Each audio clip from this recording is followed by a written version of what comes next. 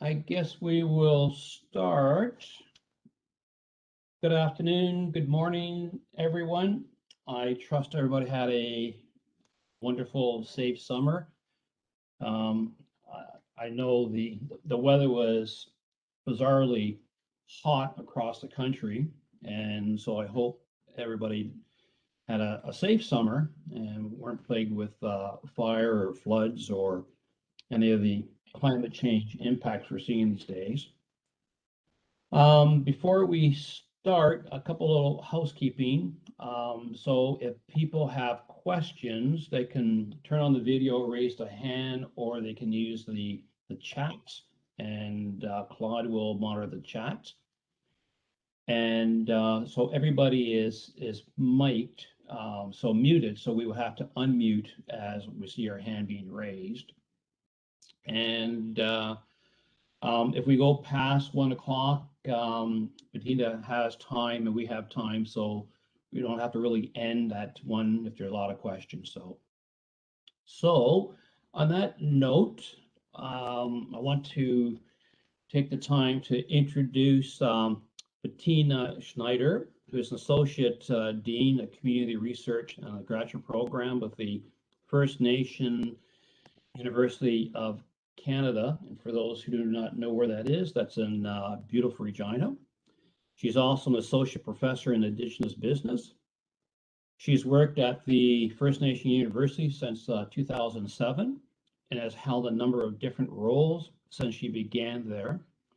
She received her MS in Community Development and her PhD in Native American Studies from the University of California in Davis. She also worked as a consultant for the First Nation Development Institute, the First Nation Oswego Corporation, and the Opportunity Finance Network.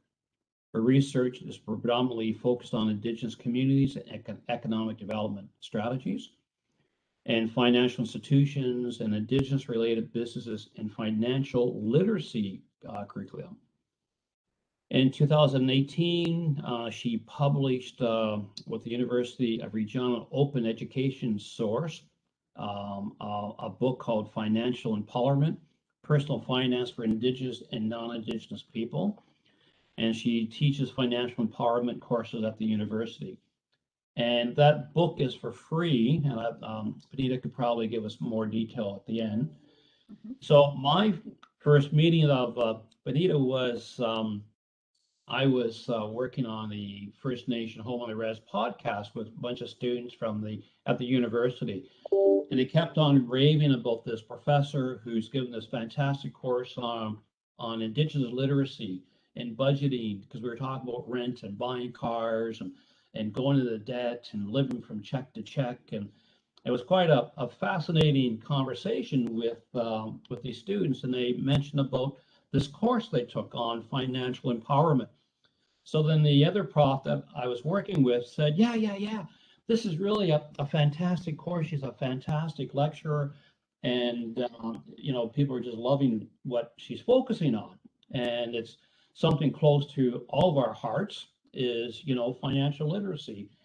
And so when I approached Benita last year to do a webinar, she was quite excited to take some time and share us with her insights and her understanding on rent and financing and financial literacy training, etc. So with all due, I'll turn it over to you. Thank you, John. I appreciate that introduction, and it's really great to see everyone I can see and just have everyone who's on the call. I really appreciate this opportunity and hope what I have to share with all of you is really useful. And I'm really very happy at the end to stay on and to connect with many of you afterwards if you have follow-up questions or just need some resources that I might be able to help provide you with.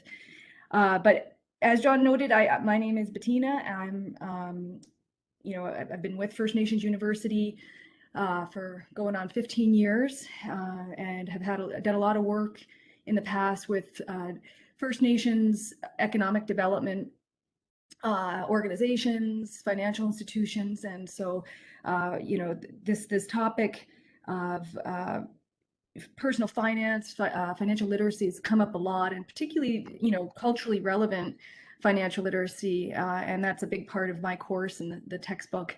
And so today I have a presentation I'd love to share with all of you. So I'm going to bring this up right away. Here we go.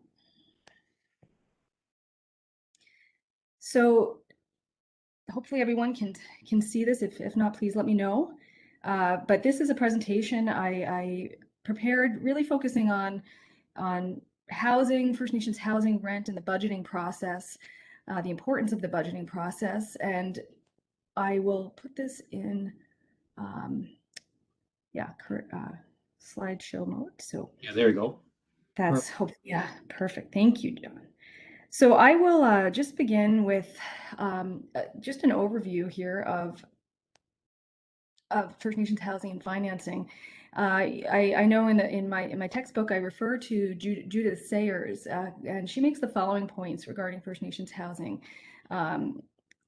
Reserve housing systems vary across the country, and I know you are all very aware of this. Some First Nations provide homes to members if they can afford it. Others provide homes that are built by the First Nation, financed by a mortgage, and the mortgage is then paid off with rental monies.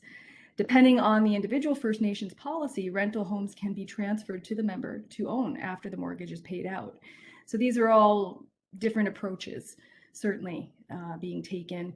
In addition to the points mentioned, rent can also be charged by First Nations, and rental revenue can be used to construct new housing, renovate, repair, or maintain existing homes. And I certainly took that from John and some of his past work.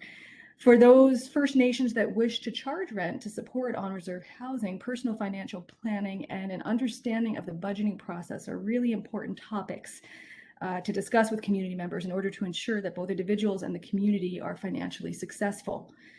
So just on that note, I want to segue into what is the budgeting process, and what are those kind of critical steps that we need to take in order to develop a successful budget and just also become more financially empowered and independent, in terms of our money management. And so one thing I like to do in the course I teach is to start off the course with an overview of money culture. And this is something I've taken from First Nations Owista Corporation, First Nations Development Institute. They've both of those organizations have developed series of resources on culturally relevant financial literacy, really targeting First Nations communities. And they talk a lot about money culture. And so and financial empowerment essentially is not only about building one's personal finance skills and knowledge, but it's also about changing one's financial behavior in order to feel confident about making good financial decisions. And in order to change our financial behavior, it's critical that we examine our values regarding money. And what are those kind of critical values that guide our relation, how we spend money, our relationship to money.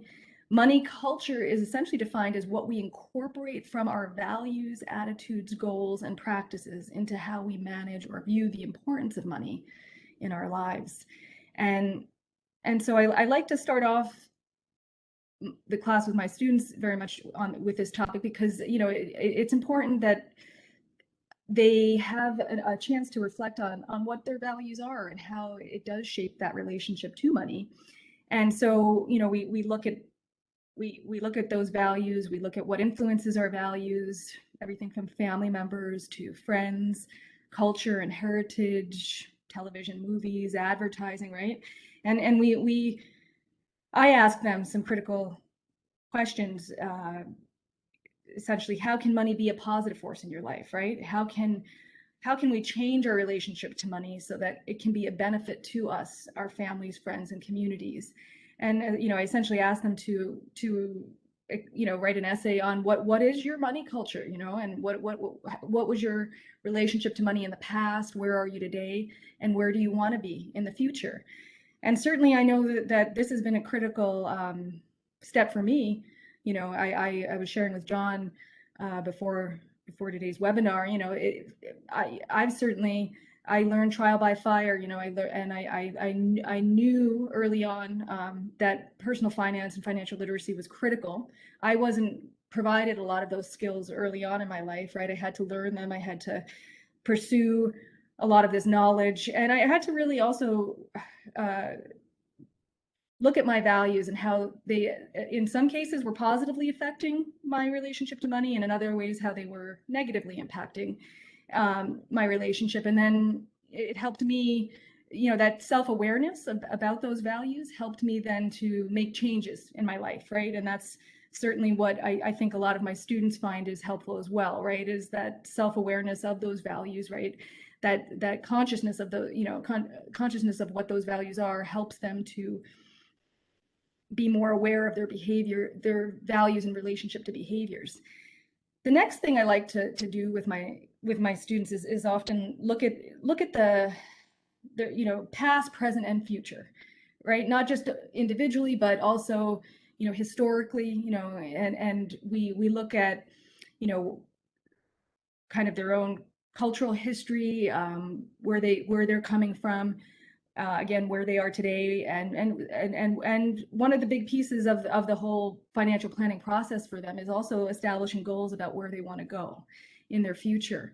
And so I start off the class often with this quote: "We need to acknowledge our past and understand how it influenced the present situation so we can move forward to creating our future." And this is from the Aboriginal Financial Officers Association out of British Columbia.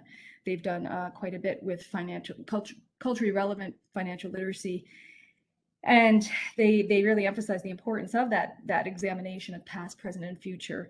And one of the pieces that First Nations Development Institute and Awista Corporation make is that budgeting and savings, they're not new concepts, right? According to Building Native Communities curriculum, every year our ancestors estimated their needs based on what they used in previous years. Creating a budget is essentially projecting realistic behavior based on actual past behavior, based on accurate records that one has gathered over time. And so another piece that I like to begin with the class with is also just sharing a series of elders videos. So as part of the textbook, I interviewed our Elders Council at First Nations University of Canada, and each of our elders spoke to different aspects of the personal finance and personal financial planning in their lives. And I just wanted to highlight one elder, Elder Florence Allen, because she and you can certainly view all these videos in the textbook. If there's time, I can share this one at the end. But she makes the statement: "Money has a purpose, and you're always the boss of it, and it is never the boss of you. Because if it becomes the boss of you, you become obsessed about it and hoard it, and you're not as kind." And so I wanted to make that connection with Elder Florence's statement in budgeting and savings. Budgeting and savings helps you to be the boss of your money and not have it control you, right? You are more so in control of it. And these skills, these budgeting and saving skills, help you to know what's coming, what's going out, and what is available for rainy days. When talking about her parents, Elder Florence Allen said, "They only went as far as the money went. We never suffered because of that. Life is good when you know you can work with that money and not allow that money to take over your life." So once we start to move beyond kind of the discussion on money culture and past, present, and future, we start to get into more of the nitty-gritty details around personal financial planning and budgeting. And I just before I dive into that, I just wanted to share a quote from the Aboriginal Financial Officers Association and their financial fitness. This is a quote on financial fitness, essentially. "Just like it takes effort to become and remain physically fit, it takes effort to become financially fit." And so, quote, "To enjoy the benefits of financial fitness, you have to train. You have to obtain information, knowledge, and skills, and you have to apply them so you can make good choices about how you treat your money and how your money treats you. And so, that's another piece that, we often discuss in the class. How can you become more financially fit, right? It's not a snap of your fingers occurrence, right? It takes time, it takes commitment, it takes, again, that gradual building of knowledge and skills, and also that self-awareness, right? That gradual, self-awareness of your financial behaviors, of your values that impact those behaviors. So it's a lifelong process, right? Personal finance, financial planning, financial fitness. And so that's actually the one of the key points I make with personal financial planning. It's a lifelong process, as I know kind of in this last bullet point. It's no different than any other type of planning. Some plans can be made in advance, while other plans require sudden decision making. Often, the first step of the planning process is to ask yourself, where are you now? Where would you like to be? And how are you going to get from here to there? And so personal financial planning is really about helping you get closer to your goals and staying on track when sudden decisions are required, because we all know that, no plan is 100%. Curveballs are thrown and you have to adjust, right? So part of today is just also looking at how do you adjust, right? When you do receive a curveball. How you live your life and how you'd like to live in the future will determine your wants and needs. So personal financial plans have to be flexible enough to respond to, again, life's curveballs, right? Those unanticipated needs and desires, but robust enough to move you toward your goals and protect you from risks. Essentially, information is your most critical resource, right? It has to be put in context, both in terms of individual factors and larger economic factors that impact our financial decisions. So one of the things we're going to get into is just what are those key, like, micro factors, individual factors that you have to be aware of when you're budgeting and creating essentially a financial plan for yourself, and what are those larger economic factors to also be aware of. So micro factors are everything from family, health, career, age, right? All of these are essentially individual factors, right? That affect our financial behaviors and decisions. So family structure requires us to examine partners or dependents, right? Who, generally when we have more dependents, right, that increases our income needs as we seek to provide for them. And typically our willingness and ability to assume risk diminishes, right, with those dependents. And so there's often a desire for more financial protection, right, as our family grows.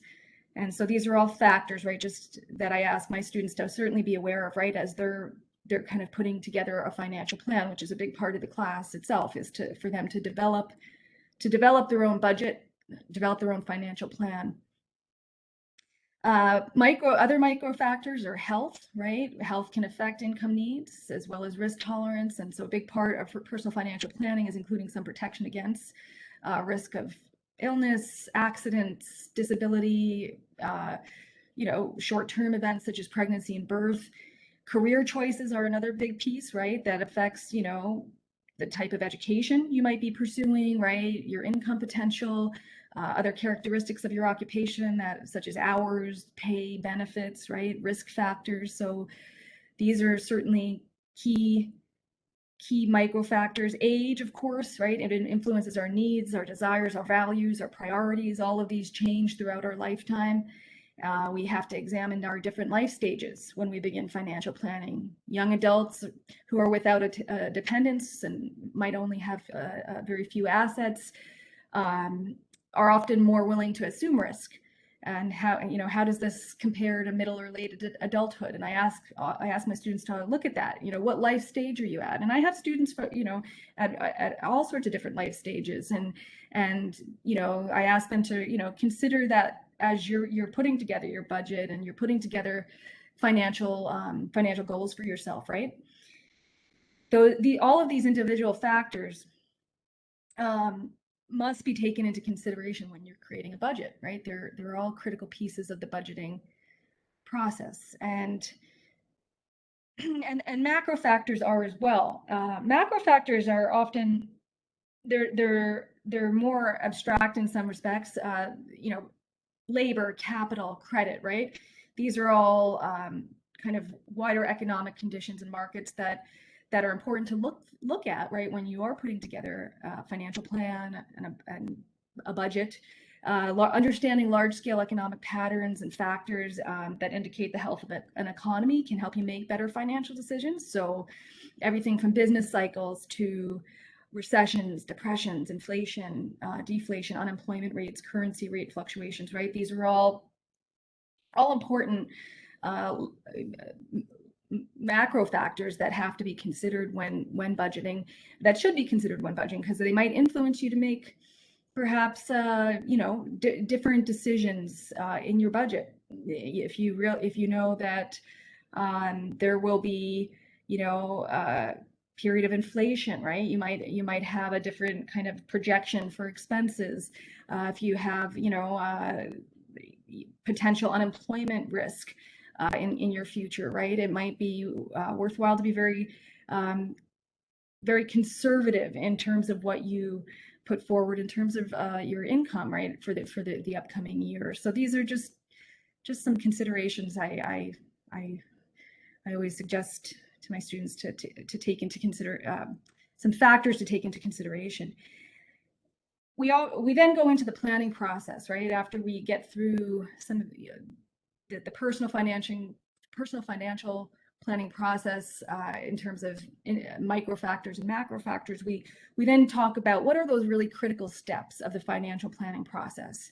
One is defining goals, right? Establishing short, intermediate, and long-term goals, right? And the importance of these being SMART goals: specific, measurable, attainable, realistic, and timely, right? Just making sure that they have something clear that they're clearly working towards, right? And if I have some time at the end, I'll share with you a sample of the financial plan, right, that I ask my students to do at the end of the semester, right? I ask them to establish a whole series of short-term, intermediate, and long-term goals for themselves, and to try to really put a time frame to these goals, as well as a clear financial amount that they're going to be working towards in order to achieve their goal.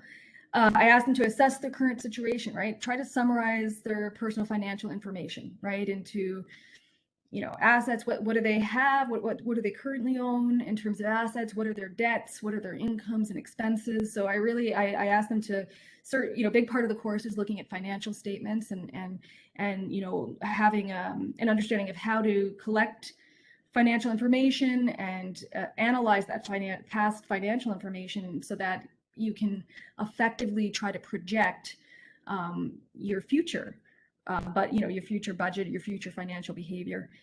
And it's about also identifying choices, right? Identifying immediate choices and longer term strategies, evaluating those choices. So then reviewing what the costs were and the benefits were for those choices that you made, and also the risks that might have stemmed from any given choice, and then making the best choice based on your evaluation. So it's really about, again, first establishing what are those key goals you're working towards, right? What's your current situation? What's your current financial situation?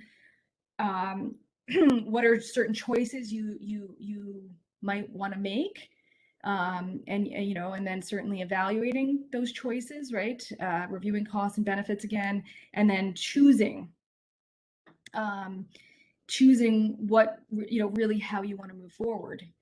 And of course, part of the process is you have to repeat this again and again over time, right? You have to redefine those goals, because you might decide your goal has changed, right? Or certain goals have changed along the way.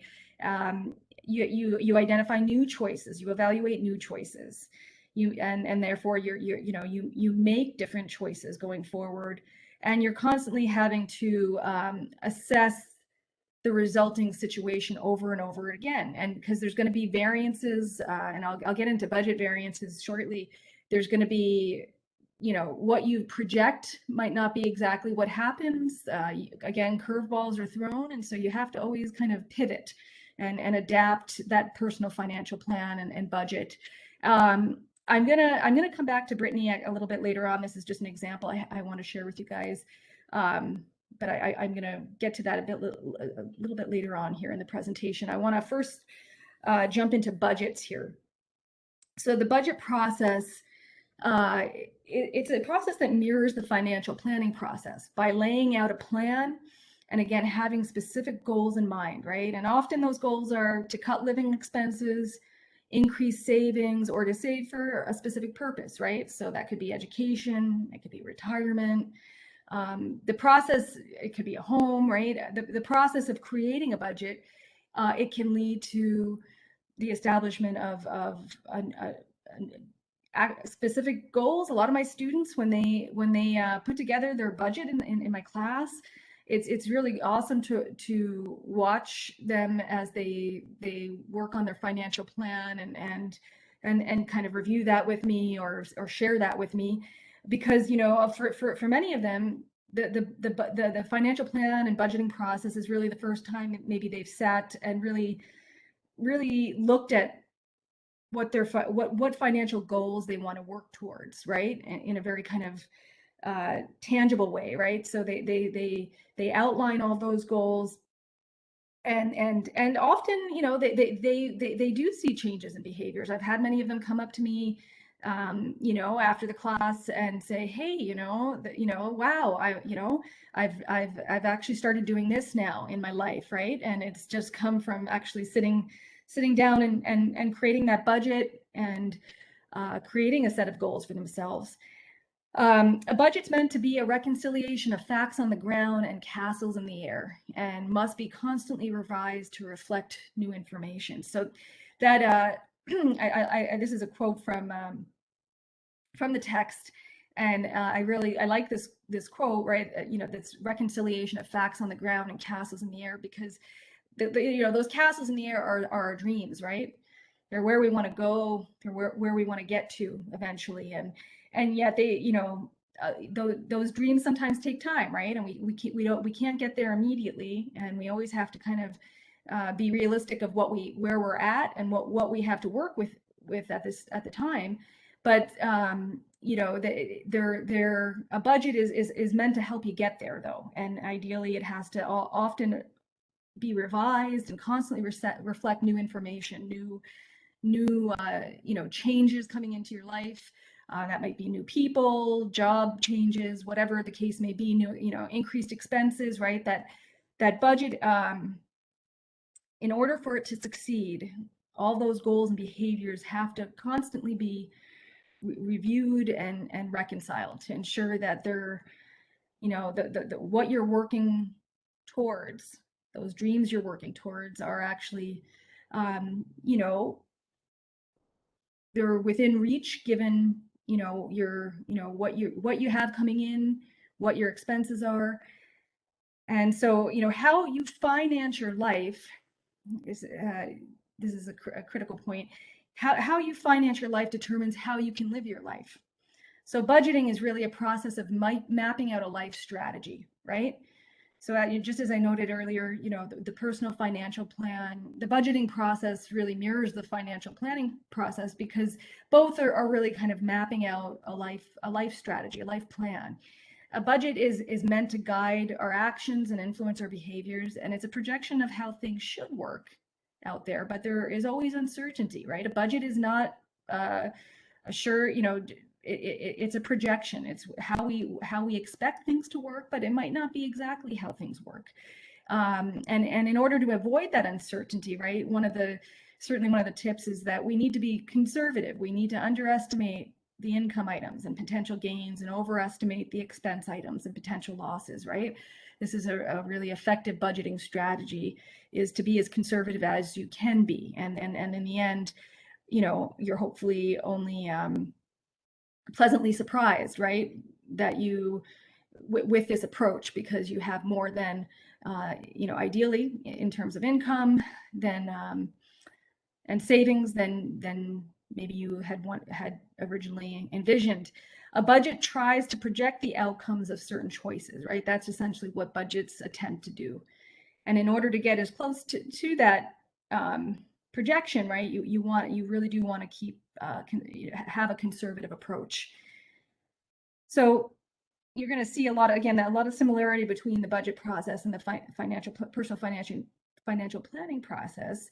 It involves, again, defining goals and gathering data, right? Forming expectations and reconciling those goals and data, right? Seeing, okay, this is where I want to go in terms of a goal. And this is what what I have, for example, in my bank account. This is what I anticipate to receive in terms of income over the next 6 months. And, this is what I have to set aside, right, realistically, in order to achieve that goal. So it's, about setting expectations and really ensuring that financial information that you have is going to help you it gives you the information you need to ideally reach that goal you've set for yourself.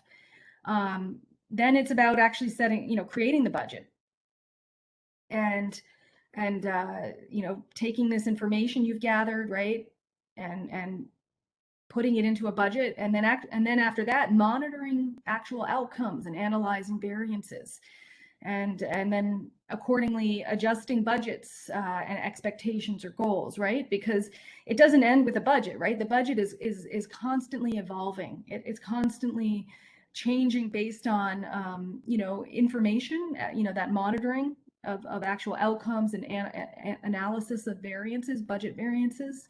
So ideally, right, again, that in order for your budget to be successful, you want your projections to be as realistic as possible, as conservative as possible, and a constant compromise, right, between essentially one's financial realities and goals, right? You have to be realistic about what it is you have coming in,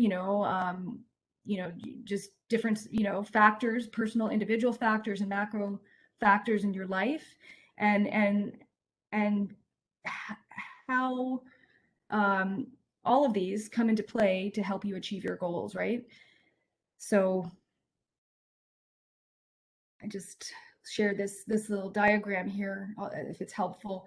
Again, defining goals and gathering data, right, is always that first step, right? And I'll briefly touch on this in a moment, but one of the important pieces of financial data that we often have is financial statements. Certainly when you're working, in an organization, we have financial statements we review, right, to help us assess, our past spending and where we went over, where we were under in terms of expenses, and that helps us then really shape our budget for the next year, right? So we look at those past financial statements, and that helps us to determine what our budget should be for the upcoming fiscal year. And it's no different really with individuals, right? We have financial data and information, and ideally, if you can, it's helpful to try to gather that information and put it into kind of a financial statement type of overview. And I'll share with you in a moment a financial statement, just a very, very basic financial statement of an individual, and how that financial statement helps in terms of kind of analyzing, right, how financial expenses and how to make changes in one's life. And then, certainly after you establish those goals and gather that information, right, it's about reconciling those goals and the data that you have, and then creating that budget, monitoring those outcomes of the budget, and then adjusting accordingly, right? one of the pieces we often talk about in class is the creation of a comprehensive budget. And so a comprehensive budget covers all aspects of financial life, right? It often should include a projection of recurring incomes, right?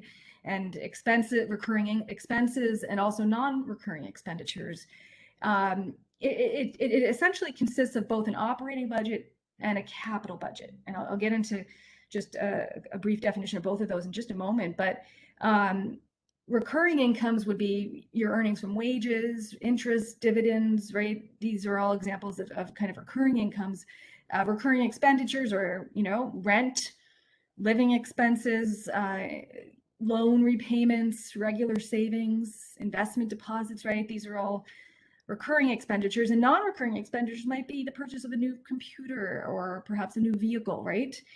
Kind of one-time expenses that don't necessarily occur regularly. This is just a bit of a diagram here, overview of a comprehensive budget, right? So you have your operating budget, right, with those recurring expenses, living income expenses. You might have loan payments, savings, investment deposits that you perhaps have within that operating budget. Capital budgets, again, are those non-recurring items that, for example, purchase of a durable items might be a key capital expenditure you've budgeted for yourself for the upcoming year. And essentially an operating budget is really focused on short-term goals involving recurring items, right? And that capital budget is more so for longer-term goals involving non-recurring items, kind of one-time bigger expenses. An income statement, as I was just mentioning, it really is critical because it shows us our past incomes and expenses. And cash flow statements are often very helpful as well because they show our actual cash expenditures.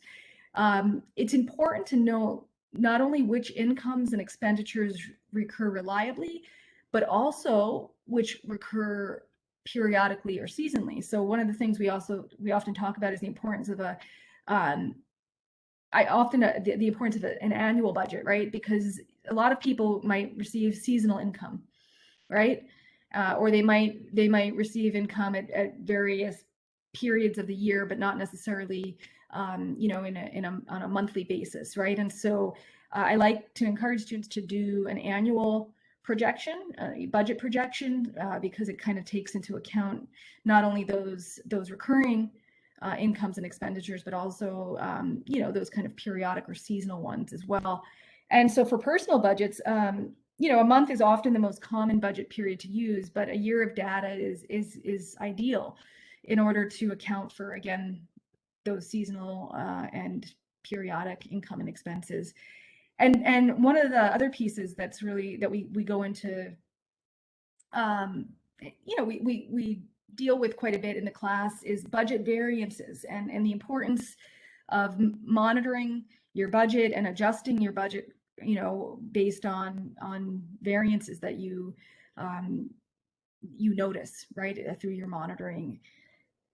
And that is a critical component of that whole budgeting process and being successful, because your budget it will inevitably change. It will not be 100% what you project, right? And it's important to constantly check in, because you might be over budgeting for certain expenses and then discover 3 months into the year that, I could be allocating this money towards other areas of my life that are more critical. And so, the importance of constantly, going back and looking at how accurate, right, your budget is really important. And this is just coming back to Brittany, who I mentioned earlier. So this is Brittany's income statement for the year of 2016. And in this income statement, this is a very basic income statement. We see that, her gross wages are $44,650. Her annual expenses are listed here. And, she has rent, $10,800 for rent, $3,900 for food, and you can go through the list. the value of the income statement is in presenting income and expenses in detail for a particular period of time. And what Brittany can see from this income statement is that living expenses take the biggest bite out of her income, and rent is her biggest single expense. If she wants to decrease expenses, she needs to begin cutting back on certain items, right? On certain expense items. And in general, for many, some obvious ones might be entertainment, travel, right? Clothing. It really is important to have this income statement because it gives you an overview of really what you've spent in this past year, what Brittany spent in this past year, and where cuts can be made, right? So that's why the financial statement is an important part of creating an effective budget, right? Or I should say, having that kind of past income overview and expense overview is important for helping you to really create an effective budget going forward.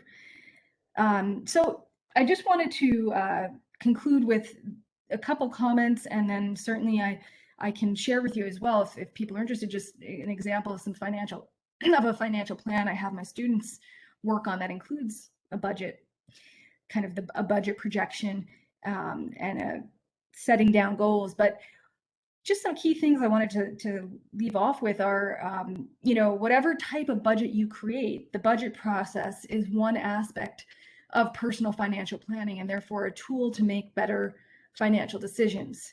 So you don't have to start off with a comprehensive budget, even if you just start off with a really brief overview of kind of income and expenses, right? The idea is that it's going to help you ideally make better financial decisions as you go forward. Other tools include financial statements, assessments of risk and the time value of money, macroeconomic indicators, microeconomic or personal factors, right? As we discussed, these are all really important pieces to take into account, in the budgeting process. And as I noted earlier, for example, if you are making your budget for this next year, and that you're expecting a new baby, right? And factoring that into the budget is going to be critical. If you know that your parents might be moving in with you, right? Because they're older and they need help and support from you, right? How does that factor into your budget, right? These are all those kind of personal factors regarding family structure, and certainly there's so many other personal factors to take into consideration. But all of these, right? All of these tools help you to make ideally, good budget projections. And the usefulness of these tools stem from their ability to provide a clearer view of what is and what is possible. It puts your current situation and choices into a larger context and gives you a better way to think about where you are, where you'd like to be, and how to get from here to there, right? So that's really one of the most beautiful things about a budget, right? Is it gives you a path forward, right? Ideally to achieve those castles in the air, those dreams, those goals that you have for yourself. And so financial statements and budgets are ways of summarizing the current situation and projecting, ideally, the outcome of choices, right? Behaviors that you intend to make as you go forward. And financial statement analysis and budget variance analysis are ways of assessing the effects of those choices.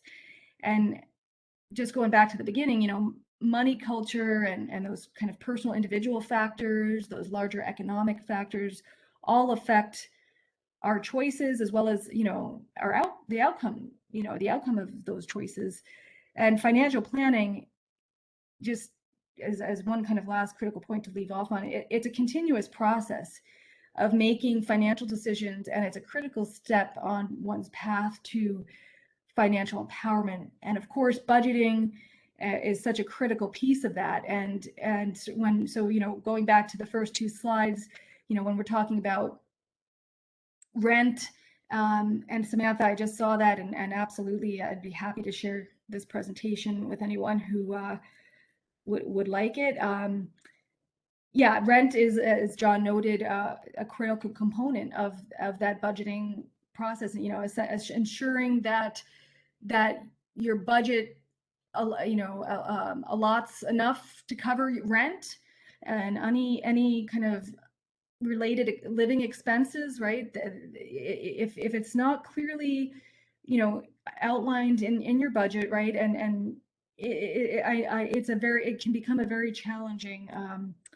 Here, I'll stop sharing here right in a moment, and certainly have some references I can share with you guys as well, just from the AFOA and John and Judith Sayers.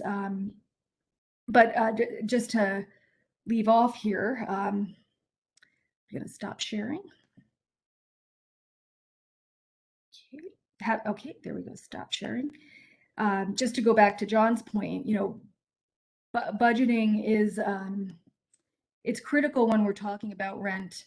And as I'll just read John's comment here, rent is one component of the budget and generally the larger portion of the monthly fee, as we saw with Brittany. That financial statement I shared with all of you, that is her largest expense. And it is for many people, right? The largest expense that one has, certainly depending on, it depends on the individual, but I like John's question, right? How does one make priorities or sacrifices in their spending to pay for things like rent or vehicles, right? And that's what the budget essentially helps you to do, is to look for where you can lessen, certain expenses, where you can make changes in your behavior in order to ensure that rent is a sure bet every month, right? So, and John's other question, how does one suddenly make a budgetary choice? Samantha states, we're still working to get our rent program started. Instead of calling it rent, we're calling it maintenance fee. Basically, those who are working employees only. So these are some. This is an interesting chat discussion, and I just wanted to share some of that with everyone. But I'll stop here and just ask if there are any questions, if there's anything I can do kind of going forward to help all of you, if whether that's sharing the presentation.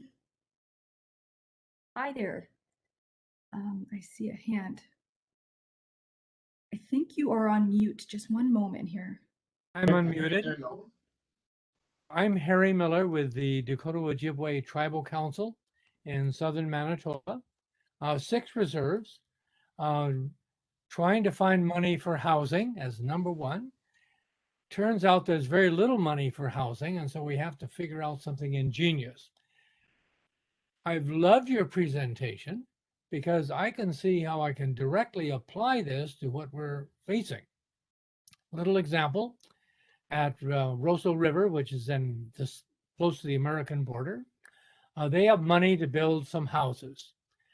So we've put together a training program, which will bring money in for the trainees, and we're going to try to build them themselves. Well, all of this is new. What I find is that the reserves I know of don't have any machinery, don't have a skilled workforce, and don't have any money. And so what little money we get, we have to somehow build and use carefully. And so my thought is you've provided the key very much here today. Want to read the book and all of that and keeping, I don't know if it's true of so many First Nations, but yeah, there's no machinery, there's no workshops, there's no equipment, there's no on-reserve training programs. Gosh, you might be a big help here. Thank you so much.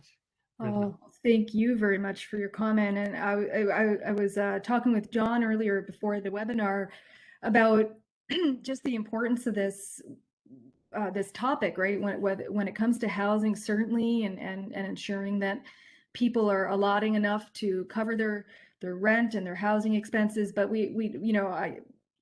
I shared with John, having worked with First Nations Owista Corporation and Development Institute, I got a really incredible insights into a number of how a number of tribes in the States were approaching financial literacy, and a lot of them were bringing in their own kind of financial literacy training all over the country. and this was about 10 or 15 years ago. Often it was through Native financial institutions they had within the communities or within the vicinity, within their regions, that would share a lot of this information, and it certainly helped with housing. So with housing, with educate, for a lot of community members, they wanted maybe to pursue getting their own home or rent in general, right? Ensuring that they had covered their living expenses. For other community members, it was about saving for education. They had a lot of incredible actual workshops, financial literacy workshops for youth to help get them prepared for the future. So it's a topic I know I'm very passionate about, and I'd love to see more more of these trainings. And if there's anything I can do to help within your communities, please let me know. I'm here to help. That's what First Nations University of Canada is about. We're here to support First Nations communities. So, but one of the challenges though is we don't have financial literacy training in Indigenous communities. And my awakening was in northern Saskatchewan, where we were talking about rental regimes, introducing renting programs, and a number of elders and the ladies pulled me aside. It was a family gathering dinner, and they said, we're okay. We see the importance of rental regime. We see that we have to pay to offset, the maintenance cost, but the problem they had, they didn't know how to budget. And they said they basically, the expression what they're saying is, we're basically check to check, and we never really had to pull out money for a rental, and how do we make sacrifices and to do those things. And it was a real challenge for them, because when I really thought about it, and it's just not, it's not just an Indigenous issue. It's given my friends, like they're check to check. They can't do a budget. If it beat them to death, they couldn't do one. And so what I see happening as communities move towards rental regimes, you almost have to have a literacy program at the same time. Would you agree with that or something? Like if you're talking about, moving towards the payment, you almost have to introduce a literacy program at the same time. Is that are we putting the cart before the horse here? I think it's a great point, John. Myself, I think that in order to, part of financial empowerment is giving people the tools they need to be successful, to be financially independent, and just understanding, right, the basics of budgeting, right, so that they are able to cover rent and other key expenses. I know, I shared with John as well earlier that this whole idea, this whole textbook, and this whole course that I developed at First Nations University, it really came from a colleague of mine. She was the director of Student Success Services, and she noted that so many of our students were leaving the university, or not coming back, not returning, because of various financial challenges that they were going through. And she said, we don't have anything. We have no financial literacy training at all at the university. We have no workshops. We have no courses on this. And the student success folks said, hey, we need this in order to ensure we're giving our students a better foundation and a better way forward. And it's just been, if I can just say this, it's been incredible, the reception, right? It's one of I've had regularly, easily, 60 or 70 students a semester, right, enrolling in the course. There's such an interest here. There's such a desire. I see from our own students. Most of our students are First Nations University students, some from the University of Regina, but there's been an incredible response, and I agree, John. It's setting people up for success going forward when it comes to housing, with rent. So how do we get financial literacy programs into the communities? Like how do we get adults and teenagers and again, it's a real failure even on or off reserves. You know, like how did I learn budgeting? Well, I learned budgeting through my parents. I took no courses, so we learned from my parents. So it's really more of a cultural. So my dad's philosophy was, you make $1, you save 30 cents, right? You just bank it, and you bank it for the rainy days. And that was always what I grew up with: is you bank 30 cents on the dollar, and you save it, you save it. But when it comes to the community, it's like how do we deliver these programs? How do we get the information? Like, do we do like a train the trainer to make information available, or simplify the books? Like I just trying to figure out how to move forward. Perfect. Hi, everybody. Gina Warburton here. I come from Cowichan Tribes here on Vancouver Island. Just to touch on what we've done in making our way in getting financial literacy available to everybody in our nation. We actually reached out to some of the banks that hold a big chunk of our business and had them come up with a financial literacy plan, as they're probably the best people to deliver it. So, and to incentivize an iPad at the completion of the course that gets drawn and raffled off, those kinds of technological incentives or financial incentives we find works for getting people, PlayStation cards or gift cards for the youth to get them involved. I took it myself just to see what it would be like. How easy was it to uptake? And so it was 5 years ago, 6 years ago. I took it myself and went from $60,000 in debt and $30,000 of overspending on wasted stuff to now I'm out of debt and have significant savings in the bank. And that was just about learning where your money's going and just really taking a look at that. So I encourage all the other nations to find out what bank you're giving all your business to and have them come up with a plan to support you so that you can spend more money at their institution.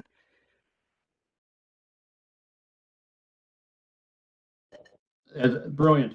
I love it.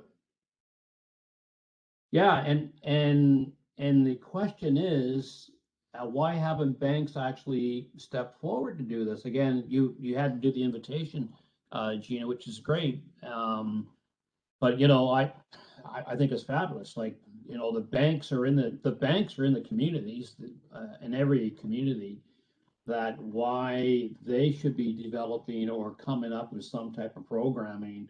And I like the incentives of pads or gift cards. Like that works well. And again, And I think the only reason it worked for us that way is that we had a community member working at the bank. We drew that connection out of need of this community member living in our community, seeing how people live paycheck to paycheck. Or the other big problem I find for our people is they get caught up in this whole money mart business, these payday loans, that these people literally prey on our people to get caught up in that, and then you can never get out of it with that interest rate being where it is. So with a community member visually seeing this, working at Coast Capital, who just said this makes sense, let's do this. So we ran it once, and then we ran it again, and then COVID hit. So we're actually just talking about how we make this available again virtually, and where we get the funds for the incentives and whatnot, because we're a big band. We've got if we have to incentivize every group that we do, it could become costly. However, just based on my own experience of being able to save and just that knowledge, it'll change people's lives as to maybe being able to make a car payment, having a vehicle, or putting that child in that sport because now I can afford it because I didn't realize I was wasting my money. Thanks. Thought here. I'm just gonna just posted. Oh. My comment is about the shortfall within the education system. I'm not saying certainly it isn't being delivered to those that are maybe we'll call it in high school or further along in their education. But as an example, I indicated my granddaughter in grade 7 finally had something to do with money management and finance. And I thought, wow, how nice of a teacher finally to deliver something that is so appropriate to someone entering, let's say, in almost their teenage years. We have to get them to start thinking about that sooner. And that's my whole point. Educating not just us, but not just the community, but everyone, hopefully at a younger age.